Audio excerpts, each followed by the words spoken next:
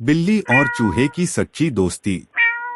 एक बड़ा पेड़ था जिसके पास एक बिल्ली और चूहा रहते थे।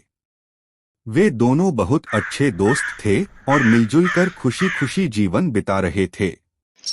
एक दिन उस पेड़ पर एक कौवा बैठा था। उसने बिल्ली और चूहे की दोस्ती को देखा और वह जलने लगा। उसने सोचा, मैं इन दोनों की दोस्ती को तोड़ दूंगा। अगले दिन वह चूहे के पास गया और बोला, तू बिल्ली के साथ क्यों रह रहा है?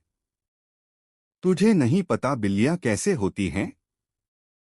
एक दिन वह तुझे खा जाएगी। यह कहकर कौवा उड़ गया। फिर वह बिल्ली के पास गया और बोला, तू इतनी ताकतवर है, फिर भी एक छोटे से चूहे के साथ रह रही है। दूसरे जानवर तेरे बारे में क्या सोचते होंगे?